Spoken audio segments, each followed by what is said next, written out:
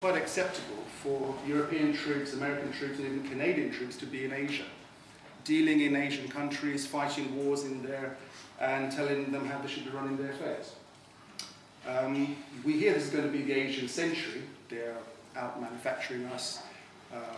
China's got an economic growth of 8%, yet we have no problems. We seem to have an idea that the 21st century will be part of Asia, but we seem to have this 20th century, maybe even the 19th century idea that we should be at least fighting wars on their territory.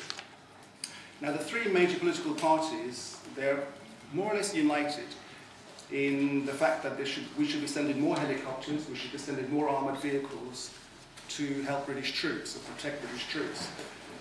I would suggest the best way to protect British troops is to bring them home. That's the best protection.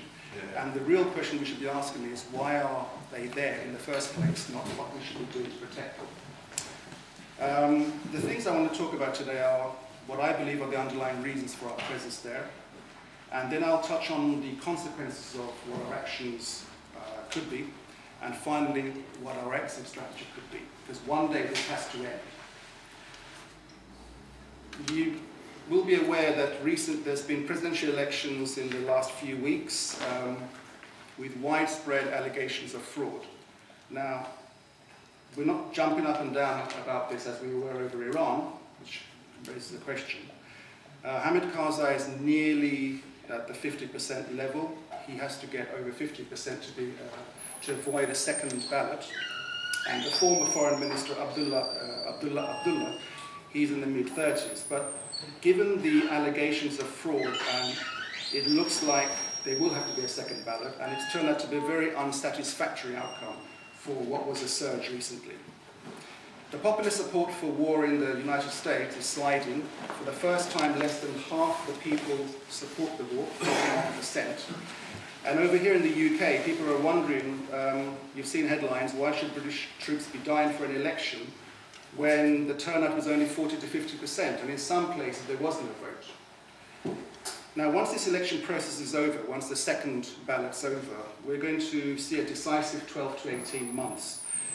General Stanley McChrystal, he is the US commander, he has asked for a new strategy. So after 8 years, they feel they need a new strategy. He hasn't asked for more troops yet, but he will do. And he's got 12 to 18 months to succeed, whatever that means. Richard Holbrooke, who is the US Special Representative for Afghanistan and Pakistan, appointed by Obama, and he was involved in the Kosovo-Yugoslavia agreement. He was asked what success means, and he said, "We will know it when we see it," which is a curious definition for the price tag of $177 billion. You don't know what your objectives are. President Obama says this is a war of necessity. The Council on Foreign Relations president, someone called Richard Haas, who worked in the two previous administrations, he wrote in the New York Times last week and he said, no, this is a war of choice. And I think this is the thing that we need to think about. Why are the Americans there? Why are the British there? Why are NATO there? The right wing in America are quite divided about this war. I picked an article by someone called George Will. He's a very prominent right-wing columnist. He writes in the Washington Post.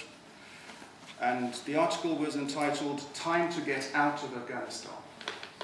And this caused a big storm, and he has been attacked by other right-wingers. But the fact that a columnist like this can bring this out means there is a big debate, even amongst the right wing. He wrote that the US should rapidly reverse the trajectory of America's involvement in Afghanistan. He felt nation building is impossible. And his alternative strategy is, I quote, "America should do only what can be done from offshore, using intelligence, drones, cruise missiles, airstrikes, and small, potent special forces units to attack Al-Qaeda and other terrorist groups." So this is a debate in ferment over there. What's our position? Well, we've been there since 1820s. I think we all know we fought three wars. And for nearly 2 centuries, a century and a half, we've been part of what I would call imperial paranoia. The Pashtuns who live in both Afghanistan and Pakistan. I will mention the two because it's now an ap2 war, it's defined by Obama, has been scaring people in Western capitals for, since then. Winston Churchill even wrote a book about it in 1898, The Story of the Malakand Field Force. And he was trying to figure out why what you'd call today the predecessors of the Pakistani Taliban posed such a huge challenge to the British Empire. And he singled out two reasons. One was Islam, apparently, and this actually brings out more about his prejudice rather than reality. But he said that religion, which above all others was founded and propagated by the sword, I would disagree with that, the tenets and principles of which are instinct with incentives to slaughter, and in which 3 continents has produced fighting breeds of men.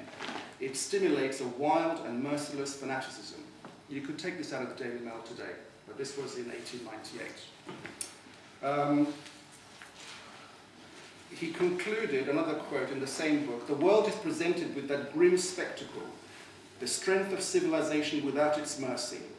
He also alluded that Pashtun were excellent marksmen, and you'll like this quote. He said, "To the ferocity of the Zulu are added the craft of the redskin and the marksmanship of the boar." That is how British imperialists looked at that time.